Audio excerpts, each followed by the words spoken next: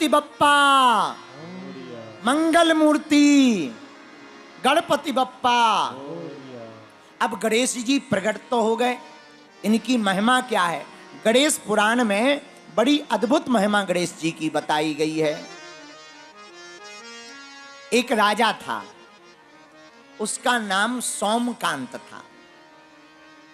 बड़ा धर्मात्मा राजा था। बेटा बड़ा हुआ, राजा ने सोचा अब बेटा बड़ा हो गया, राजपाट इसको दे देना चाहिए। और बात भी सही है, एक उम्र के बाद मोह को छोड़ देना चाहिए। उम्र ज्यों-ज्यों बढ़े और मोह बढ़े तो खतरा ज्यादा है, मुक्ति कम लोगों की हो पाती। कारण क्योंकि उम्र बढ़ने के साथ साथ लालच बड़ा बढ़ता है। 99 का चक्कर बड़ा खतरनाक होता है। एक हमें कहानी याद है, सत्य घटना। एक व्यक्ति मालिश करता था पुराने जमाने में, राजा के पास रहता था। राजा 1 रुपया रोज देता था मालिश कर। वो 1 रुपया लाता था, जोड़ता नहीं था, मित्रों को बुलाता, कबड्डी रबड़ी, कभी रबड़ी खाता, मालपुआ खिलाता, बंसी बजाता, नाच गाना करता। राजा के ही सामने मकान में रहता था। राजा बड़ा हैरान, इसके पास कुछ भी नहीं है फिर भी रोज बंसी चैन की बजाता है, हमारे पास सब कुछ है फिर भी हम सो नहीं पाते। तो मंत्री ने कहा राजा बुरा ना मानना, इसका चैन भी अगर आपसे देखा नहीं जाता तो हम इसका चैन खत्म कर देंगे। कैसे? एक उपाय है। एक दिन मंत्री ने 99 रुपया की थैली ली और मालिश करने वाले के घर के बाहर डाल दी। 99 रुपया की थैली इसको मिली, सुबह से गिनती की 99 रुपया, ओहो, चुपके से रख ली। मन में सोचने लगा 99 तो हो गए, आज का जो 1 रुपया राजा देगा अगर उसको भी रख लेंगे तो पूरे 100 हो जाएंगे, धीरे धीरे 200 हो जाएंगे, 500 हो जाएंगे। मन में ख्वाब देखने लगा तो 1 रुपया जो मिले अब वो खाए ना मित्रों को बुलाए, रोज 1-1 रुपया जोड़ता जाए। रुपया जोड़े तो रात को जगे भी कि कहीं चोर ना ले जाए। धीरे धीरे बंसी बजना कम हो गया, मुस्कुराना कम हो गया, मित्रों का आना कम हो गया, टेंशन में रहने लगा। राजा बोले क्या बात है, रोज तो बड़े मुस्कुराते हुए आते थे, आजकल बड़े टेंशन में हो। बोले राजा कोई बात नहीं, सब ठीक है। राजा हंसते हुए बोला 99 का चक्कर बड़ा खतरनाक होता है। मालिश वाला बोला मतलब? बोले जब तक 99 नहीं मिले थे तब तक रोज बंसी बजाते थे कि क्या करना है। जिस दिन से 99 मिल गए रोज 1-1 जोड़ने लगे 100 के चक्कर में। तो राजा से वह बोला कि आपको कैसे पता? बोले हमें तो पूरी बात पता है, ये पूरा खेल मंत्री का किया हुआ है। उसने तुरंत पोटली पटक के कही भाड़ में गए तुम्हारे 99 और भाड़ में गए तुम्हारे 100, हमारा एक बढ़िया है, कम से कम चेहरे पर मुस्कुराहट तो सदा बनी रहती थी। ये 99 का फेर बड़ा खतरनाक। हम लोगों को भी यही रोग है, जिनके 5 लाख हो गए वे सोच रहे 10 कब हो जाएं, और जिनके 10 हो गए वे 20 के चक्कर में लगे, जिनके 20 हो गए वो 100 के चक्कर में लगे, और जो 100 करोड़ रखे बैठा है वो सोच रहा है 200।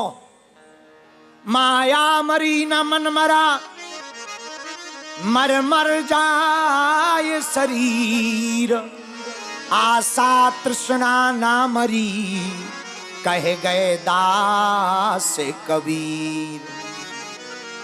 ये मन बड़ा खतरनाक है, दिन ब दिन इसकी कामनाएं बढ़ती ही रहती हैं। तो राजा सोमकांत बड़ा यशस्वी राजा हुआ। बेटा बड़ा हुआ तो बेटा को राजपाट दे दिया, आज से तुम राजा। तुम कहां जा रहे हैं पिताजी? आप कहां जा रहे हैं पिताजी? भजन करने के लिए जा रहे हैं। वैसे तो भजन की कोई उम्र नहीं है, वैसे तो भजन करने की कोई उम्र नहीं है, परंतु एक कामनाओं की इच्छा पूर्ण हो जाने के बाद में पूर्ण रूप से भगवत भक्ति के आश्रित हो ही जाना चाहिए। राजा त्यागी हो गए, पत्नी को साथ लेकर के वन चले गए, पीछे पीछे से बच्चे पुत्र आदि आ गए, मान जाओ वापस लौटाओ। राजा नहीं माना। राजा सोमकांत ने समझा बुझा करके सबको वापस लौटाया। स्वयं अपनी पत्नी पतिव्रता स्त्री थी, भार्या के साथ में वन में भजन करने के लिए आगे बढ़ गए। सामने कुछ मुनि कुमार दिखाई दिए। कौन हो? उन मुनि कुमारों ने कहा, राजा आप मत पूछो, मैं महर्षि भृगु का पुत्र हूं, मेरा नाम च्वन ऋषि है। ओहो, आपके पिताजी कहाँ हैं?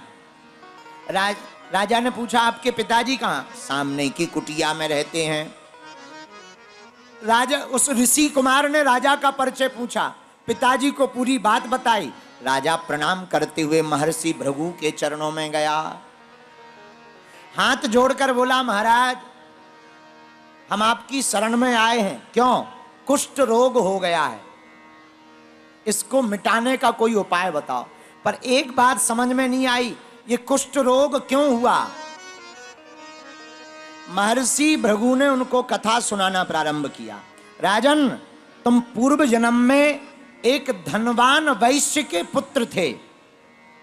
विंध्याचल के निकट कोल्हार में तुम्हारा जन्म हुआ था। थे तुम बचपन से ही लालन पालन तुम्हारा बड़ा प्रभाव में हुआ। बड़े बनकर के तुम बड़े ही दुराचारी हो गए, संतों का सम्मान नहीं करते, वेश्याओं का संग करते। एक सुंदर वैश्य कन्या के साथ तुम्हारा विवाह तो हो गया। तुम्हारे पिताजी बहुत ही शुद्ध व्यापारी थे, ईमानदार थे, लेकिन तुम्हारी उदंडता के कारण वो सदा चिंता में रहते थे। एक दिन पिताजी तो मर गए, तुम्हें जब राजपाट का भार मिला तो तुम और उदंड हो गए।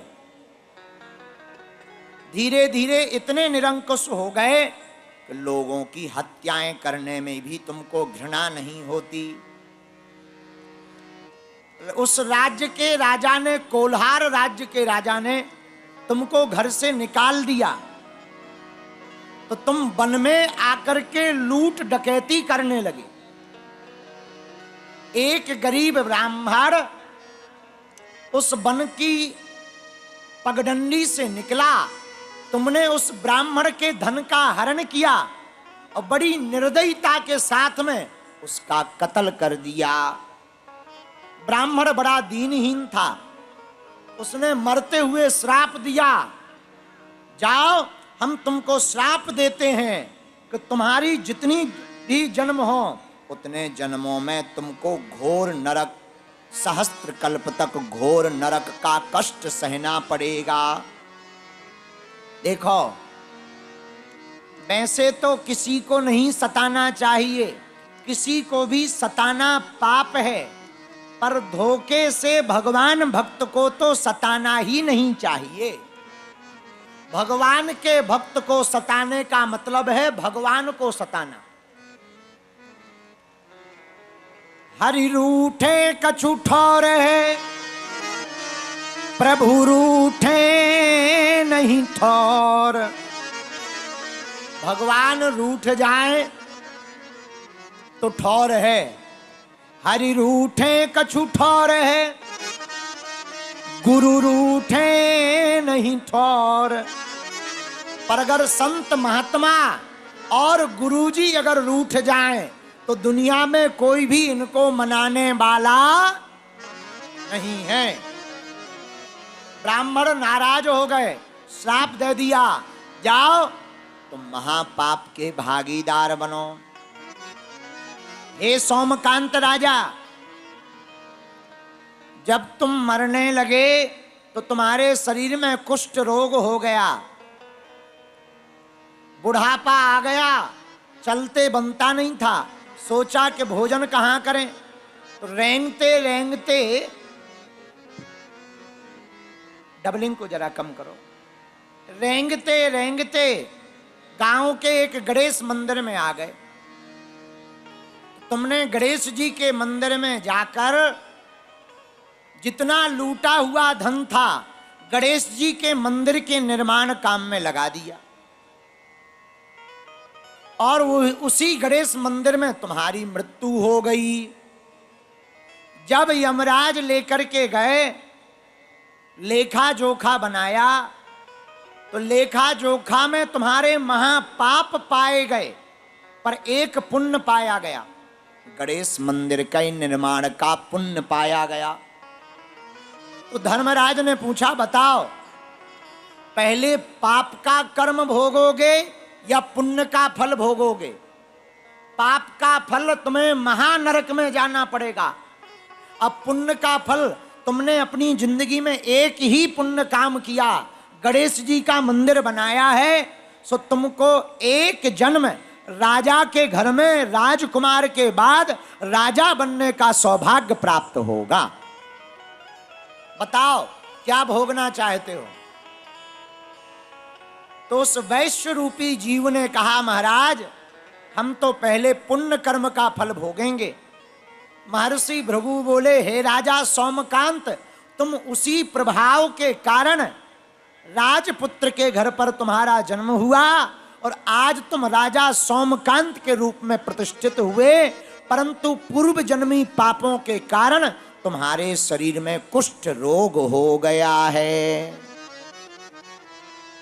राजा बोला, महाराज अब तो हमें बड़ा डर लगने लगा, ये जन्म कुछ दिनों में चला जाएगा, हम फिर से महापाप में पड़ जाएंगे, नरक में जाएंगे, घोर यातनाएं मिलेंगी, फिर क्या करेंगे? तब महर्षि महाभृगु जी ने कहा, राजा एक उपाय है, तुम रोना बंद करो। इस जन्म में तुमने बड़ा धर्म किया है, पर अगर तुम प्रेम पूर्वक गणेश पुराण को श्रवण करोगे, गणेश जी की महिमा को श्रवण करोगे, तो तुम्हारे बाकी बचे हुए पाप के जन्म भी सुधर जाएंगे और पापों से मुक्ति मिल जाएगी और तुम्हारे सभी जन्म शाश्वत हो जाएंगे। राजा बोला, महाराज देर मत करो, हमको तो गणेश जी की महिमा सुनाओ। बोलो गणपति बप्पा मंगल मूर्ति। श्री भृगु जी महाराज राजा सोमकांत को गणेश जी की महिमा बतलाते हैं। गाइए गणपति जगवंदन,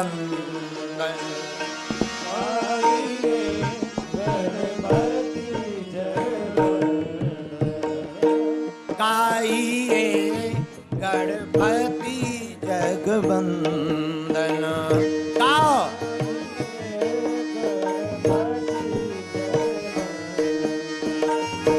शंकर सुवन भवानी के नंदन,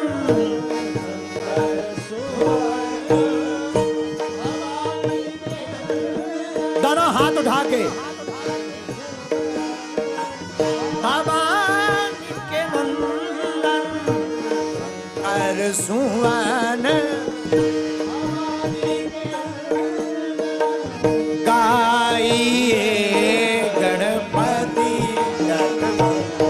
बोलो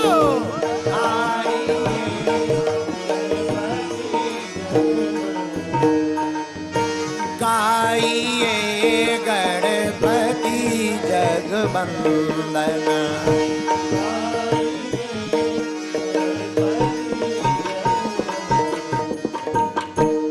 गणपति बप्पा। श्री भृगु जी महाराज कहते, राजा गणेश जी की बड़ी महिमा है।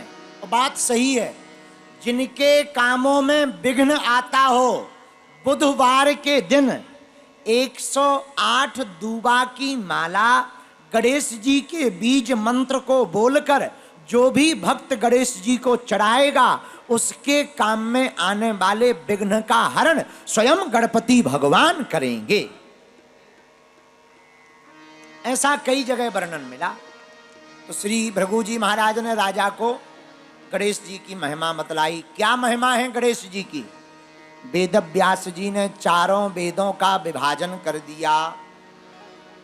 पांचवा वेद महाभारत का निर्माण करना था, पुराणों की रचना करनी थी, लेकिन वेद व्यास जी को कुछ याद ही ना रहे, बार बार भूल जावे, बार बार मन उच्चाटित हो जावे। किसी भी बेटा या बेटी का मन बड़ा उच्चाटित रहता हो, उस बालक बालिका को गणेश जी का पूजन करवाना चाहिए, बुधवार को गणेश जी का दर्शन करवाना चाहिए। अच्छा, भूत आ गो, धन्य है भूत, तुम भारी फिरी हो भैया, तुम्हें शर्म न आई अपने मन से ठटरी के बरे? आ गए, कोई बात नहीं, चिल्लाओ ना, डरवाओ ना, बैठे रहो, कथा को सुनो गणेश जी की, नहीं तो गणेश जी सूंड मारेंगे, ठटरी भर जाएगी तुम्हारी। धन्य है भूत, इन भूतों को कोई काम ही नहीं है। बताओ, दिल्ली में भी इतने भूत हैं। बोलो सीताराम, जोर से बोलो, अरे और जोर से बोलो, और जोर से बोलो। खा पी के आए हो कि नहीं आए हो? हैं? चलो गणेश जी की महिमा सुनो। वेद व्यास जी को विस्मरण होने लगा, याद नहीं रहता, बड़े परेशान रहते, मन बड़ा उच्चाटित हो गया। विचार करने लगे, लगता है किसी ने उच्चाटन कर दिया। तब तक श्री नारद जी प्रकट हो गए। नारद जी ने कहा, आपने प्रथम पूज्य श्री गणपति देव को नहीं मनाया, इसलिए याददाश्त की दिक्कत हो गई, विस्मरण होने लगा है। आप एक काम करो, गणेश जी का ध्यान करो। नमो नमो विश्वे भृते अखिलेश, नमो नमः कारण कारणाय, नमो नमो वेदमिदाम दृश्य, नमो नमः सर्ववर प्रदाय। आप श्री गणेश जी का ध्यान करो, गणेश महिमा को लिखो, तभी तुम्हारी स्मरण शक्ति वापस आएगी। श्री वेदव्यास जी महाराज वाणी को सुनकर के गदगद हो गए, और सभी पुराण लिखने के पूर्व में सबसे पहले वेदव्यास जी ने अपनी स्मरण शक्ति को वापस लाने के लिए सर्वप्रथम गणेश पुराण की रचना की है। गणेश महिमा को लिखा तो ही इनकी स्मरण शक्ति वापस आई, इसलिए गणेश जी की महिमा बड़ी अद्भुत है।